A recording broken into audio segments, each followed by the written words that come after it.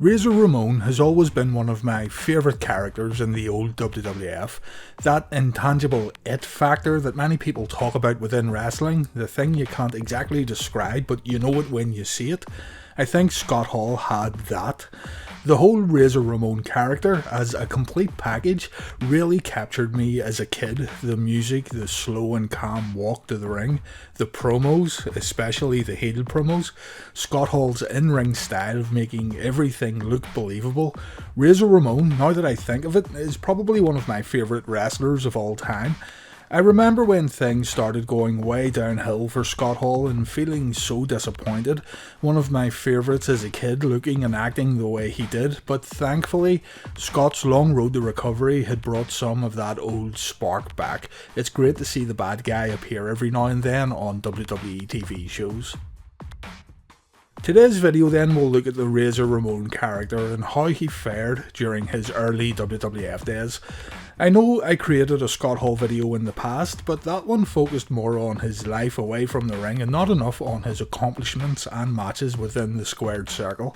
Also, it's an early wrestling bios video, and like the Road Warrior stuff I'm currently releasing, I'd like to do the subject matter better justice with a proper career and match retrospective. So sit back, get ready to say hello to the bad guy once again as we look at Razor Ramon in the WWF.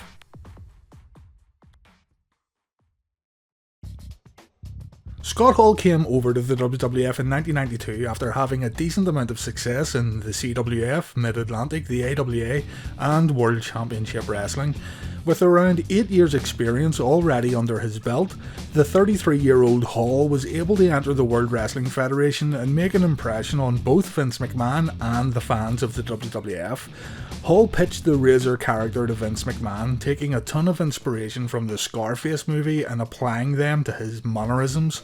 Vince McMahon and Pat Patterson had never seen Scarface before, and Scott said that both men thought he was a genius, whereas Scott knew he was just directly ripping off the famous crime movie.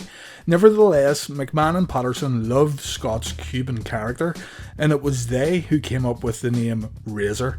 Scott asked Tito Santana for a Latino sounding name that begins with R, and Santana suggested Ramon, and so this rip-off character now had a name, Razor Ramon. Razor was introduced to the WWF via a bunch of introductory vignettes, from Razor cruising the streets in a white convertible car with leopard skin interior, tormenting restaurant waiters, to hanging at the beach, and we even watched as Razor pestered the locals. These were very entertaining, and even today, they are still loads of fun to watch. He was introduced as a heel here, obviously, but it's that cool bad guy factor coming into play. Fans were swayed easily enough back then to boo heels and cheer faces, no grey area to speak of really. But had these Razor Ramon vignettes aired around late 96 or 97, there's a good possibility that fans would have been cheering for him right out of the gate. Razor talked about how he had nothing growing up. He told kids to stay out of school. He took what he wanted. It was all really good stuff and the perfect example of introductory vignettes working well. People couldn't wait to see the bad guy step into a ring. Right, let's do what we always do and check out the first WWF match. We have a dark match here on the 18th of May 1992. Razor Ramon defeats Chris Hahn. We have no recording of this match, but Chris was the same guy who had his hand set on fire by Papa Shango, so there's that I guess. Razor then worked with Jim Powers, Jim Brunzell, El Matador and Virgil before making his TV debut in a match against Paul Van Dal. Before we get to that TV debut though, the Tito Santana dark match has survived and it's actually available on the WWE Network under the Hidden Gems section. Razor here was still trying to work out his ring gear it seems, but it's really cool that these kind of matches are added to the WWE Network where we can see debuting superstars as a work in progress. Going back to Razor's TV debut, you'll notice Razor actually had 3 matches here during these tapings against Tony Roy, Jim Powers and Van Dal, and the next day at the Wrestling Challenge tapings, Razor had another 2 matches. So the WWF here were stockpiling Razor's next series of TV matches to air at later dates. You will also notice that Razor on TV was destroying enhancement guys mainly and in quick time. The first lot of Razor Ramon matches never went longer than 3 minutes. But yeah, if you want to see the TV debut of Razor Ramon, then the Paul Van Dal match from Superstars is the one you're after. I think it's fair to say that Vince McMahon knew he had a star on his hands very early on with Razor Ramon. After making quick work of job guys on TV, Razor went on a house show tour with the WWF where he defeated Randy Savage consistently while also getting victories over Jim Duggan and Bret Hart. This is quite unheard of, a newcomer beating Randy Savage in 1992 within his first few months of being in the company. This would actually continue for the best part of 1992. The majority of matches we have here on the house show loop features Macho Man putting Razor Ramon over night after night while Razor got TV victories over enhancement talent. Razor did, however, take a loss in his WWF pay-per-view debut when he teamed up with Ric Flair to take on Mr. Perfect and Randy Savage. The Razor vs Macho Man feud found its way onto TV when Razor helped Ric Flair win the WWF Championship by attacking Savage on the outside, and so the tag match was booked for the Survivor Series. Initially, the Ultimate Warrior was supposed to team up with Savage, however, Warrior got fired and so he was replaced by Mr. Perfect. Razor and Flair got disqualified during this match. Ultimate Warrior was also apparently scheduled to work against Bret Hart at the 1993 Royal Rumble for the WWF Championship. Boy, that would have been interesting. Due to Warrior obviously not being around anymore, however, Razor Ramon was named as the replacement and Razor would get a shot at the WWF Championship on the first pay-per-view of 1993. Again, this is another sign that things were going well for Ramon in the WWF. He was getting big matches here in short time. Razor and Bret also worked extremely well together in the ring. Their match here at the Royal Rumble isn't talked about much these days, but I do enjoy this match. Later down the line, the two would meet again at the 1993 King of the Ring, and this match was even better, but a bit more on that later.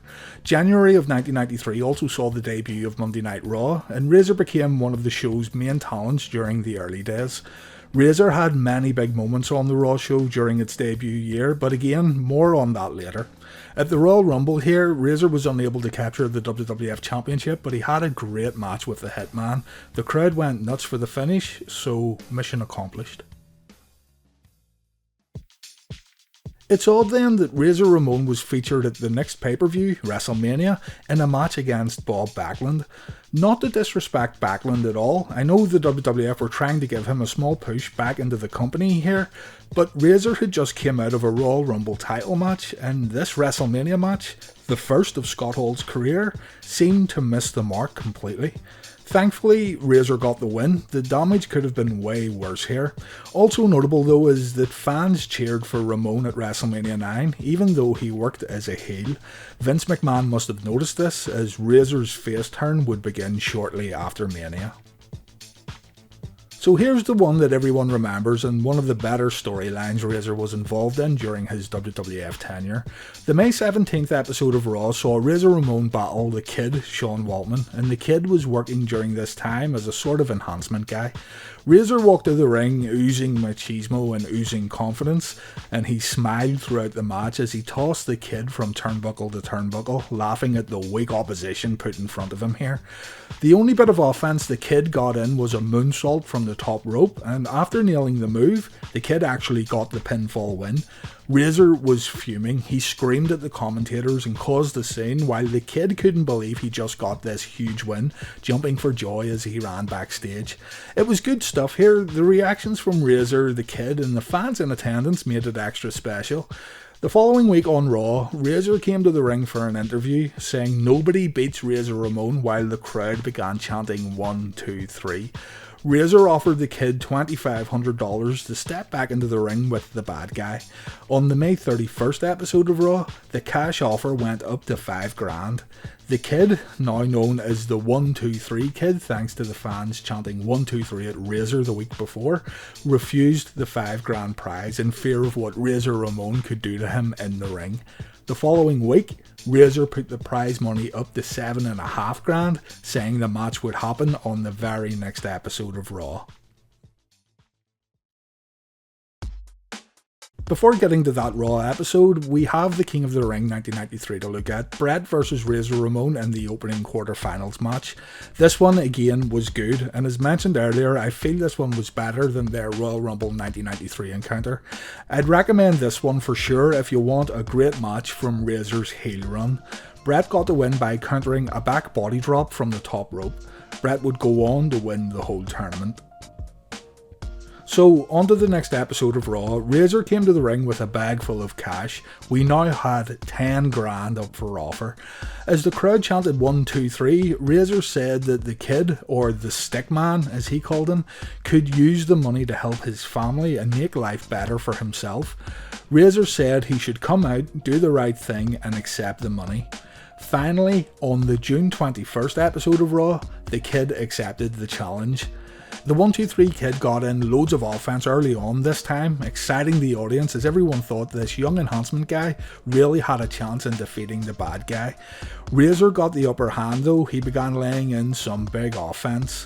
1, 2, 3 kid fought back though, and things nearly went really bad when Waltman slipped off the top rope here and landed on the hard floor on the outside.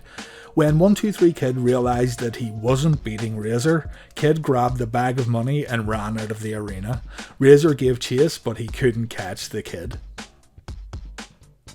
The next week on Raw, Ted DiBiase and IRS ripped into Razor Ramon, saying the Kid made him look like a loser by embarrassing him and taking his money. A Razor chant broke out in the audience, and so the face turn had officially begun. Money Inc. done the same thing again on the July 19th episode of Raw, calling out Razor Ramon and calling him a loser. Only this time, Razor Ramon came out and took care of Money Inc. after Ted DiBiase attempted to buy the bad guy. DiBiase then challenged the 1, 2, 3 Kid to a match, saying he will do what Razor couldn't do and destroy the Kid. On Wrestling Challenge, the Kid beat Ted DiBiase while Razor laughed at ringside, and on the August 16th episode of Raw, a rematch was booked between the Kid and DiBiase. IRS interfered, Razor wasn't in the building, so the Steiner brothers instead came to the Kid's rescue. Razor, now a fully fledged babyface, went into SummerSlam 1993 and defeated Ted DiBiase in Ted's final WWF match. Well, his final match if you don't count the 2007 15th anniversary of Raw Battle Royal. The slow turn with Razor had worked extremely effectively. The crowd accepted Ramon as a babyface almost instantly, and they popped huge for the bad guy at SummerSlam 93. The next logical step in pushing Razor was to give him a singles title, and it was decided that Razor would become the new Intercontinental Champion after Shawn Michaels was forced to forfeit the belt after failing a wellness test. Razor and Rick Martel co-won a battle royal which allowed both men to compete against each other to decide the new IC champion, and Razor won it. This was Razor's first of 4 IC title runs, meaning Scott Hall was the very first man to hold the title 4 times, and also solidifying Razor Ramon as one of the WWF's greatest IC champions. Now, I recently uploaded a video about the Shawn Michaels vs Razor Ramon ladder match, which was up next, so I'd suggest checking that video out now if you want details regarding the IC title situation around this time. Before getting to the ladder match with Shawn Michaels though, Razor Ramon led Team Razor into a Survivor Series match against Team IRS. Team Razor won the match, and at the 1994 Royal Rumble, Razor Ramon successfully defended his IC title against IRS. Again, I recommend checking out the ladder match video at this point if you want a full picture of what was going on, and then you can come back to this video. But in short, Shawn Michaels claimed he was the real Intercontinental Champion due to him never losing the belt in the ring, even carrying his own IC Championship around with him during his return. To decide who was the undisputed Intercontinental Champion, both belts were suspended above the ring in a ladder match at WrestleMania 10. The winner would have to retrieve both belts to score the victory. It was a WrestleMania classic, a trendsetter, and a career-defining showdown. Razor Ramon won the match. Immediately following WrestleMania 10, Razor continued to feud with both Shawn Michaels and his bodyguard Diesel.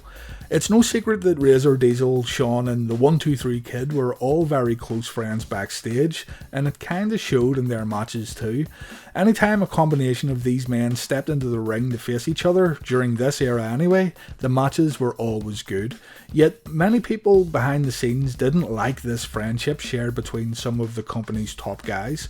Through this friendship, the men, which soon included Hunter Hearst Helmsley, collectively became known as the Kliq, and they would be able to work against each other while keeping a grip on the top spots within the WWF, ultimately leading to other guys not getting a chance in the spotlight.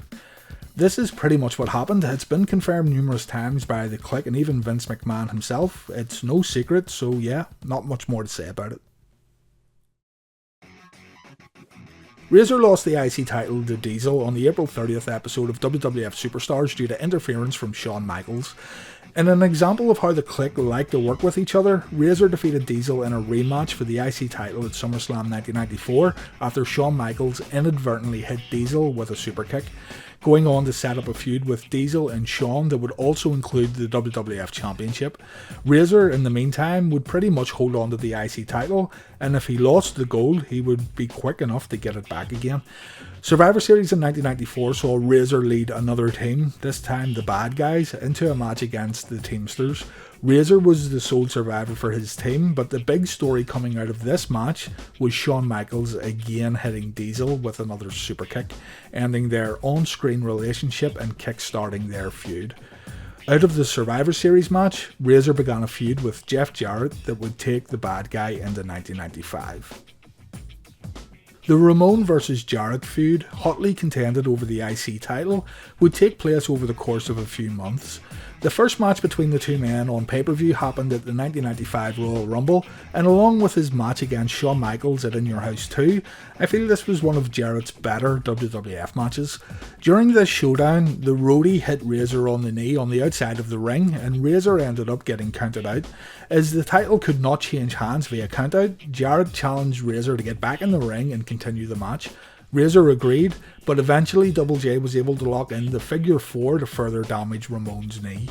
When Razor went for the Razor's Edge, he collapsed under Jarrett's weight and Double J was able to win the IC title. A rematch was booked for WrestleMania 11, but Jarrett was able to retain the title here after getting disqualified thanks to interference from the roadie. This takes us then to the first In Your House pay-per-view where Razor was scheduled to team up with the 1-2-3 Kid to take on Double J and the roadie. Kid ended up injured, so Razor went out and defeated both of his opponents in a handicap match. Savio Vega saved Razor Ramon from a beatdown after the bell had rung, and Razor and Vega then were paired up as allies. The Jarrett vs Razor feud wouldn't end here though. Razor won the Intercontinental title back in a ladder match that was held on May 19th, 1995 in Quebec, only for Jarrett to win the title back 2 days later in another ladder match. This made Razor the first man to capture the IC title 3 times, but it's a shame that none of these ladder matches seem to have been recorded. They happened at house shows. Jarrett and Razor had a ladder match series here, resulting in Ramon getting injured, so for the next few weeks, Razor would manage Savio Vega. When Razor healed up, he and Savio took on Men on a Mission at In Your House 2, but Razor and Vega came up short in this match. Next up was SummerSlam 1995, and Razor Ramon would get a shot at the IC title here in a ladder rematch from WrestleMania 10. Shawn Michaels vs Razor Ramon 2 would happen on August 27th, 1995, and this one isn't as well remembered as the original. The two men were not allowed to use the ladder as a weapon during this match due to a new policy introduced to WWF programming, but still, the two men took some liberties and passed off ladder shots as accidents. Razor was unable to capture the title, and even though the match isn't as well remembered as the Mania 10 match, that doesn't mean this isn't worth checking out. It's fun watching the men get creative in terms of not using the ladder as a weapon, where many people will see this as an instant reason to dismiss the match. Others will find it quite interesting, seeing two of the WWF's best here have to think outside the box a little to pull the match off. It still comes recommended. Razor then began a feud with Dean Douglas, better known as Shane Douglas in ECW. This should have been gold. With both Dean and Razor's mag skills here, we should have got a good feud out of this, and it was decent, but you would expect a little more. Shane Douglas was doing the whole Dean Douglas gimmick, and I feel Shane was always better just being himself. With Dean's backstage issues also with the Kliq, it just made what should have been a good feud feel a little flat. Anyway, Dean Douglas defeated Razor Ramon at In Your House 3 in September of 1995. At the end of this match, Razor hit the Razor's Edge, but the referee was distracted. For whatever reason, the 1-2-3 Kid ran into the ring and counted to 3. Razor stood up, pushed Kid out of the ring, and this gave Douglas enough time to roll up Razor and score the pinfall. So we have a bit of a breakup here between the Kid and Razor Ramon. In Your House 4 would be an interesting night for Razor Ramon. Razor and the Kid tried to put their differences behind them, and the two men would challenge the Smoking Guns for the tag titles at this In Your House show. Before this match, it was also announced that Razor would get a shot at the Intercontinental title, a title that would get forfeited later in the night by Shawn Michaels. So Razor Ramon had the chance to leave In Your House 4 as both a tag team champion and the IC champion. In the tag match, the Kid wanted tagged in after Razor hit the Razor's Edge. Razor tagged in Kid, and when Kid went for the pin, Billy Gunn reversed the lazy attempt and scored the win for the Smoking Guns. After the match, Kid attacked Bart and Billy, leading to Razor putting a stop to the attack and sending Kid to the back. Later in the evening though, after Shawn Michaels forfeited the IC title, Razor and Dean Douglas had a match to determine the new champion. Razor won the match, so not only was Razor Ramon the first man to win the Intercontinental title 3 times, this title win here meant Razor was also the first man to win the title 4 times. An incredible accomplishment here. Dean Douglas' foot was on the outside of the ring however when Razor got the pinfall win. From here, Razor would get mixed up in a couple of feuds. The Shane Douglas rivalry continued mainly on the house shows, but the two did have a rematch on Raw near the end of November, which Razor won. But the bigger feud for Razor was with the 1-2-3 Kid. Kid turned heel when he refereed a non-title match between Razor and Sid on Raw, pulling Sid down from a Razor's Edge attempt and going on to fast count Razor's shoulders to the mat. And this allowed Sid to win the match. The 1-2-3 Kid joined Ted DiBiase's $1 Million Corporation, but Razor would have to wait a while before getting his hands on his former best friend. Survivor Series 1995 was next. Razor was part of the weird wildcard Survivor Series match where baby faces and heels would team up together. Razor's team lost the match. Razor would get his hands on the 1-2-3 Kid at In Your House 6 in a crybaby match. The loser would be put in a diaper. Razor won this match. If you take away the silly stipulation here, this one was actually pretty good, but still, the visual of Razor Ramon putting a diaper on another grown man is kinda, well, it maybe missed the mark a little. Things would get even more strange though as Razor Ramon began a feud with relative newcomer Goldust. Goldust had an infatuation with Razor Ramon, sending Razor love letters and presents, stuff like that. Scott Hall hated the angle. He didn't like working with Goldust, and it was reported that the Kliq took this out on Dustin Rhodes as a person behind the scenes. Bruce Pritchard said Razor protested constantly about the Goldust angle, and it's been said that Razor wanted to work with Triple H during this time also, but Razor ended up working the angle, dropping the title to Goldust at the 1996 Royal Rumble, with the idea being that Razor Ramon would win at WrestleMania 12 against Goldust in a Miami Alley fight. The match was to take place in Miami while WrestleMania would be in Anaheim, and the match would be broadcasted via satellite. Razor even came out and asked Roddy Piper, the acting WWF president at the time, if he can have the match with Goldust, and it was agreed. However, Razor failed a wellness test and was suspended for 6 weeks. He would miss WrestleMania, so instead of Razor vs Goldust in a Miami Alley match, we had Roddy Piper vs Goldust in a Hollywood backlot brawl. While the Piper vs Goldust match was excellent, it would have been good to see how the Miami Alley match featuring Goldust and Razor would have turned out. Razor returned to the WWF at In Your House 7 in April of 1996, where he took a loss to Vader, and from here Razor put over Jerry Lawler and Hunter Hearst Helmsley on the house show loop. Razor had negotiated a good deal with WCW. He would be leaving the World Wrestling Federation, and his last match of this WWF run saw him lose to Hunter Hearst Helmsley in Madison Square Garden, the night of the famous curtain call. And that was it for the Razor Ramon character from 1992 to 1996.